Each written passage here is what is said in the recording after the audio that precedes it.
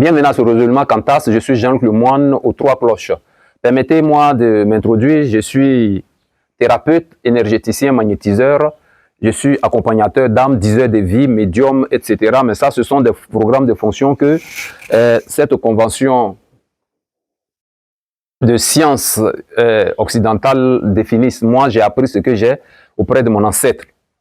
Donc, je le fais à l'ancienne, selon la tradition des ancêtres. Seulement, j'ai eu recours à l'étude de ce langage sonore vibratoire là, qui est ce complexe de linguistique pour pouvoir exprimer cela.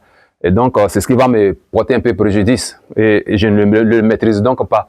Donc, dans cette dimension sémiologique, je suis obligé d'utiliser les symboles que je ne maîtrise pas. Aussi, c'est un ordre de représentation, je vais dire, propédeutique, qui engage ce rapport à la lettre, et sans oublier que c'est anthropologique, dans le rapport humain que j'induis cette force-là. Donc, je comprends. Et je suis faible face à cela. Ne me jugez pas trop. Moi, je crois en toutes les religions. Voilà, ça, il faut que vous le compreniez.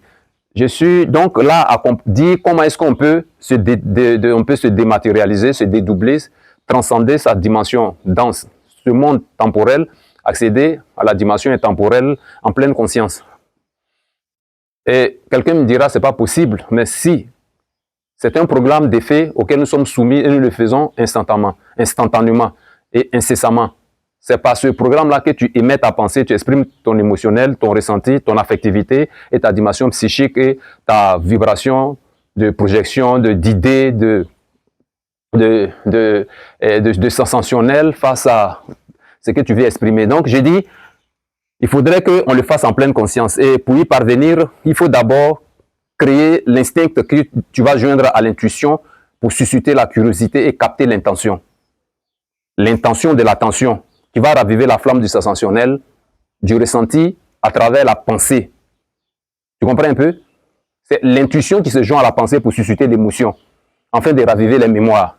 Et quand ces mémoires s'activent, les faits psychologiques sont si intenses et profondes, de sorte que cette émotion appelle à ces faits-là qu'on exprime par l'âme de ton histoire.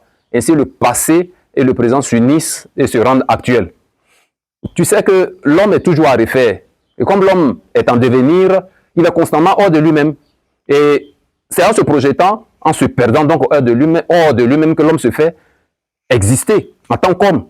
C'est-à-dire qu'en d'autre part, l'homme poursuit des buts transcendants qu'il affirme pour prouver son existence. Donc la durée est optimiste, c'est-à-dire c'est cette durée qui appelle à l'action. Nous sommes tous dans l'action.